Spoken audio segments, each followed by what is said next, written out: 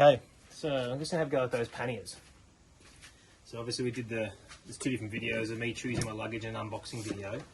Now we're just moving on to actually having a go at fitting them. So pretty much just ripping them out of the box, how they work, and we'll see how it all goes. Just chuck them on. So, the first step's just chuck them over. Very loose. That's our first go. Right. So where they currently sit's not bad as far as sitting on the Venture model harness. We obviously need to be heaps tightened up each way. Let's do that first. It's actually twisted the wrong way.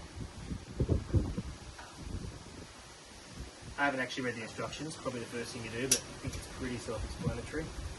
So those buckles, you have to actually flick it open before you can take the tensions and then lock off. If it's quite windy, excuse the wind, we've got some bad weather here in Melbourne at the moment. So I might do that one up to there for now. Do this one out there. Just trying to figure out whether I want them sitting over that bit and right on the... Yeah, might do it like that for now for that one. Hold this one, so it's really easy to hold one with your body, lean against it, that lets you then tension the other side to the same point without it falling away on you. Okay, so I've rerouted them, and it's actually not too bad. I was a bit worried for about no reason. Like the way you end up having it, you still grab the grab handle and get in both sides, because that's probably about the height you want it. So we'll keep fiddling and see how I get it to sit. Oh, yeah, of course, these are the straps for under here. Yeah, not going to worry about them right now.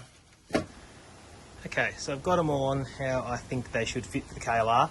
Ended up coming out really well, probably better than I thought in the end. Once I stood back and had a bit of a look and figured it all out, I did have to end up bringing them wider for a wider stance. It just worked way better, which is pretty good because the buckle actually sits off the bike. Buckle pretty much sits off the bike on the back.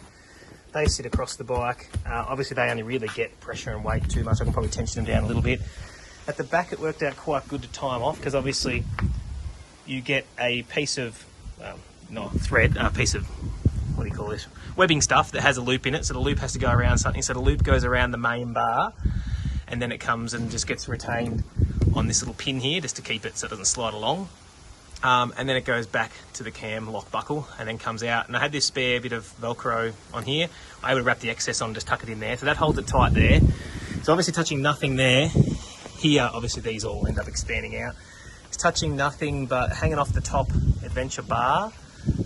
And then the shape of it, the front of it runs down the front of the Adventure bar. So it's actually all off the plastic. Not that it would matter, because it doesn't really matter if it gets a bit of rub plastic. So you can see better at the front here. If I can get the camera in there. The vertical bar is what keeps it off the bike.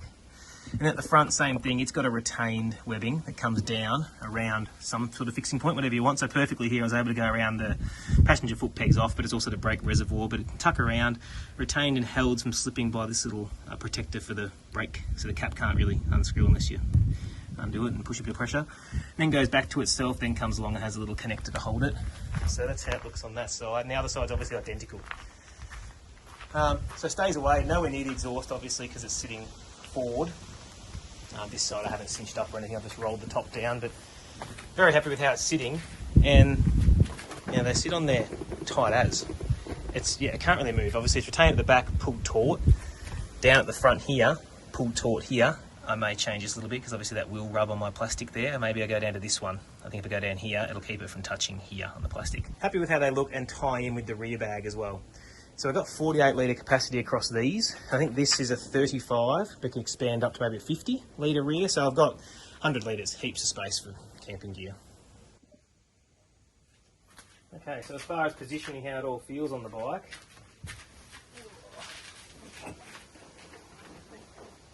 you never go near it.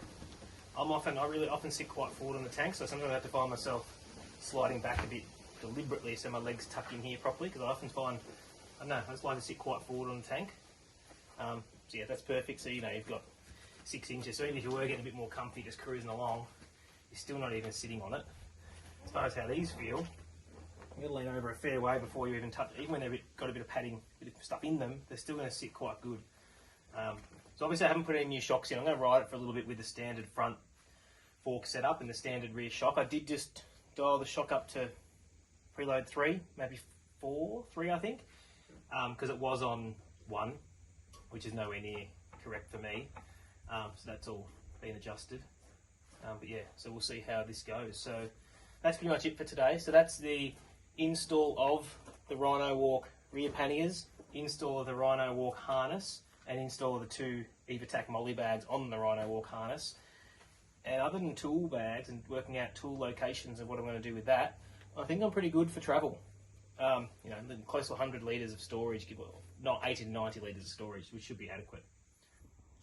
All right, I thought I'd have a go at packing. This is pretty much everything I'd take camping, minus a bit of food, bit of clothes, and some water, and 1 sleeping bag. But this is more than I'd take.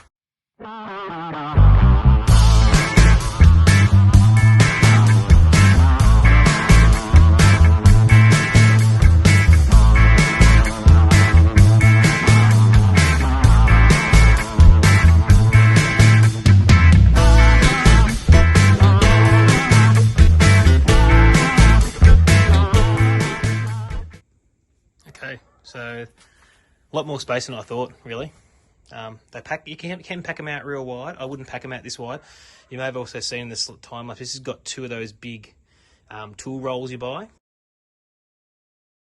to put my tools. So that's all the tools I'd ever take away if I was going around Australia, really. There's a lot of tools that could fit in those. And obviously I don't plan on putting them there. I plan on putting them under the front of here, connected to my front, at least one of them to the new bash plate when I get that. So where they sit, I reckon you're sitting just inside the handlebars. Actually, probably well and truly inside. Not too bad. I don't think I'll pack them this tight. As you can tell, that was a real quick pack. Quick pack, just get them on, chuck them on type scenario. This one may have to sit up a little bit higher, which we can always do that, adjusting these. That one might be over the top of the handle a little bit. Yeah, it is. That one's on top of the handle. This one's just off the side, but that's fine. But they look well, pack well, fit well, and that's not even utilising any of the underneath holding here.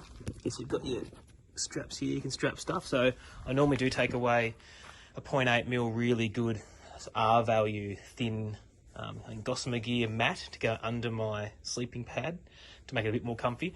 So that can easily strap on underneath there or strap on up here. And there's also then strap points. You could easily lay stuff right here and cinch it down with some straps. This is only sitting as normal. It comes up another 8 centimetres expansion, and this is just, this isn't even packed. So this, I don't know, anything you have on the side, you want to be happy for it to get fallen over, I guess. So other stuff up here, so this is, this will have clothes and all that sort of thing. Clothes are probably shoved down the sides.